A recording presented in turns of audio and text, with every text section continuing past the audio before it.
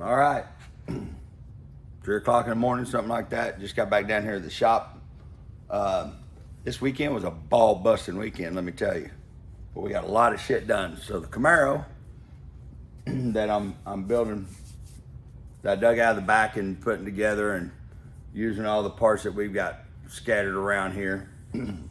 I did the other day, kind of spend some money out of my budget, my little low dollar budget, and called Ken Fate Roadrunner and got all new hoses and stuff for it. I'd mocked everything up. That's what we've been doing, putting everything in the car, mocking it all up, tore it all back apart to paint the subframe and do all that. No, I did not powder coat it.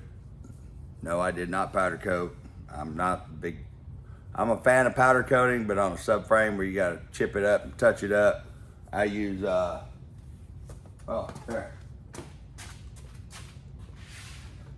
VHT Strut Epoxy Paint.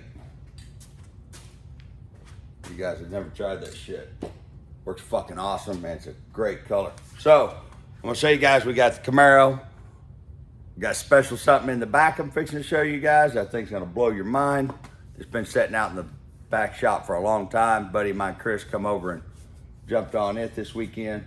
So, I'm gonna do a walk around on the car before I start hanging all this shit back under the car. Pre-fit the exhaust. You know, I ordered the Flowmaster exhaust from Holley, and we pre-fit all of that. Here we go, let's check it out. I don't know how I can do this and not jack it up, but hold it out a little bit. Had all the wires ran, pulled them back apart last night, loomed them up. Isn't that thing cute?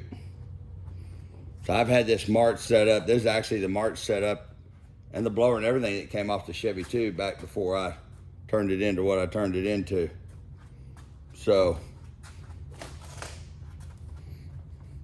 hey, you know what? Maybe I can get underneath the car. Boom, boom, boom, boom, boom, boom, boom, boom, boom.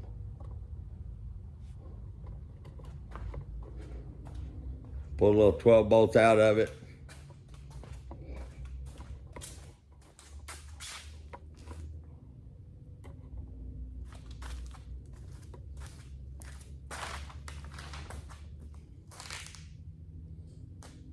And run the brake lines.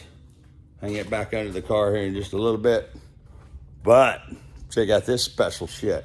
I'm using my little tripod carrying it around. Oh.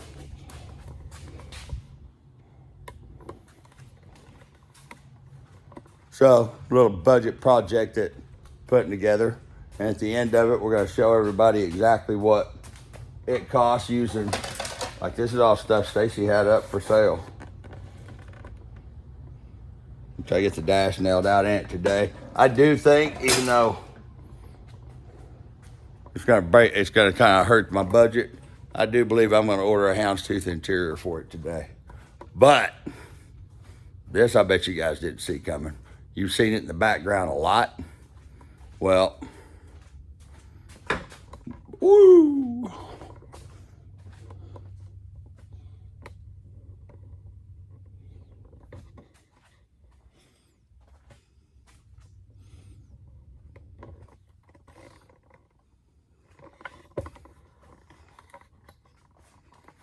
I say, guys, I can't watch the video and do this, so, or see what actually I'm even getting in here. My buddy Chris over at O'Reilly's, I mixed this color up. Went over there and see if I can hold this out. Let me just prop it up for a second.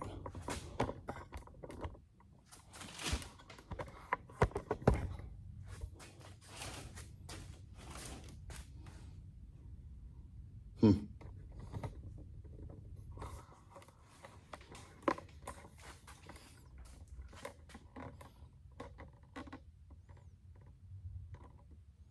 '56 Chevy, got quick performance 9-inch in it, LS, Air, Dakota Digital. Got this car from a friend of mine, Ruben Ybarra, when I got rid of my boat. I don't know if you guys remember me telling you. Took it over to my my buddies over at Select Coatings. I took all the trim off this car, bumpers and everything. Had it all powder coated black. Ooh, got a little dust on it.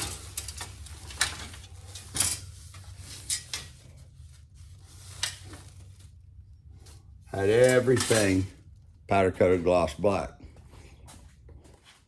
We'll see how my idea works out. But from 10, 15 feet away, with all the chrome powder coated black, I'm thinking from 10, 15 feet away, you won't even be able to tell it's got chrome on it.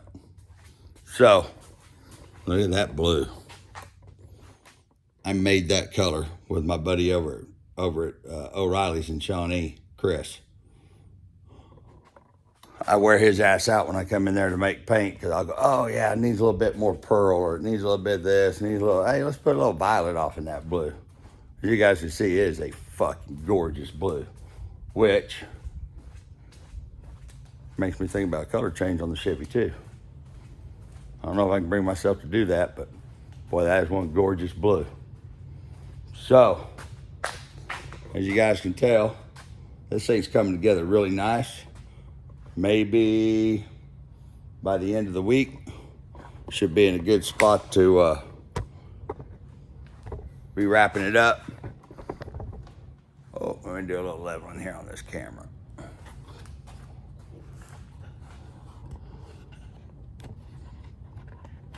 Stacy came down last night, picked up all the tools to give me another. Because that's part of my problem. I'm like a fucking hurricane. I blow all this shit out everywhere, and then I create a mess and lock up. So Stacy came down last night, or yesterday, picked up all the tools, straightened up the shop, give me another run at destroying it today. So what we got going on this week, the TRZ control arms and stuff that I had on this cart sitting over there at the side, the brake kit wouldn't work. I just got thinking about it, I just decided, you know what, I'm just gonna, you put that used rack and stuff in it. You know, there's some stuff you can use used and some stuff you shouldn't. I didn't know nothing about that rack, don't know if it's ever been in a bind, don't know if it's ever been crashed. So I just called TRZ and ordered, you know, the control arms, because the spindles they make now corrects a whole bunch of the bump steer problems with this, and they've got a really cool billet spindle. So I did spend a little money buying all new hoses and fittings for it. And I spent a little money on the TRZ stuff. But it's a brand new frame. It's my fish frame, the Chrome Moly one I showed you guys not too long ago. Nose itching. I don't know what that's supposed to mean. I know your palm itches, you're gonna get money. But change this thing over, put the 8mm drive on it, because this thing made 580, like 580 horsepower on 91 pump gas and 5 pounds of boost. It's only a little 8.5 to 1, 400 cubic inch small block. I put the, those of you that are just now tuning in, parts have been coming in for the other cars, so when parts come in, I put some on one of the other ones and then jump back over to this. So this thing, motor's now in it for the real time, buckled up, buttoned up, straightening up the wiring, putting everything in loom, to where I can, and the thing with me is everything's a fucking process, because, you know, I strung all the wiring on it and had it in, you know, half-assed, just put where it was gonna go. But then I get anal retentive about shit. Well, I don't want the fuel line over top of this, and this has to lay that way. So, even though it seems like, that's what Stace says, she goes, you're just all over the place. Well, I'm all over the place for a reason, because I wanted to get the wiring loom ran, then run the plumbing, and that way everything's nice and neat how it should be, in my opinion. Fuck, who knows, I'm just a dumb metal building director. But this whole car is coming together really quick. We detailed everything underneath it for it to be nice, sprayed it with some undercoating, touched everything up. Car's got a lot of dynamite in it, which is not the greatest thing to do for a race car, but I don't know if you guys have noticed,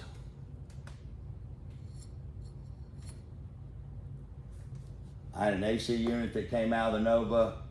I thought, what the hell, you know, you're not talking about that much work to bolt, and it's a little hot rod air unit. So I'm gonna bolt it up underneath the dash. They're not the most awesome. I mean, it's not gonna get down to no 38 degrees in the car, but it'll knock the heat out of the car, and I figure, what the fuck? Might as well throw a little air conditioning on it. So stuff from TRZ should be here this week. Our shocks should be here this week. It had QA1s on it. I don't run QA1s, period. So we got the new shocks coming for it. I'm still well within the budget in my head that I set.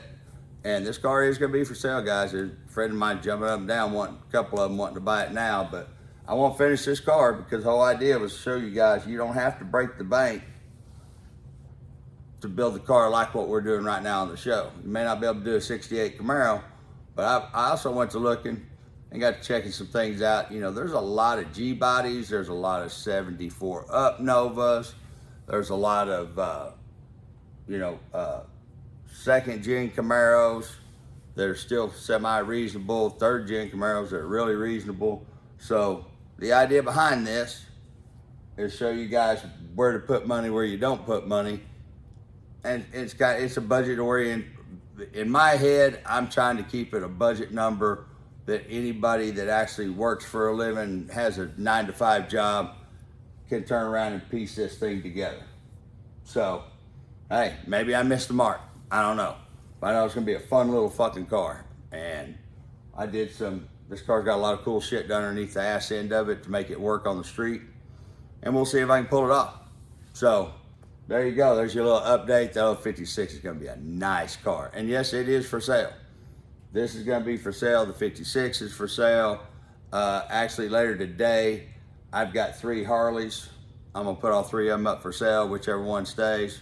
I'm gonna keep, because the truth of the matter is, guys, I don't have time to ride 3 damn bikes. I don't have time to actually ride one, but I'll always have one and I always keep one. So, parts came in for Stacy's car.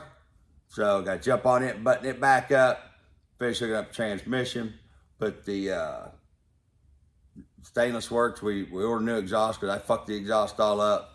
So that's probably something if I find Russ, my boy from Iowa, hadn't heard from him yesterday, probably taking a day off. He's been working his ass off. So might put him on Stacy's car today while I do some more buttoning up on this. I'm out.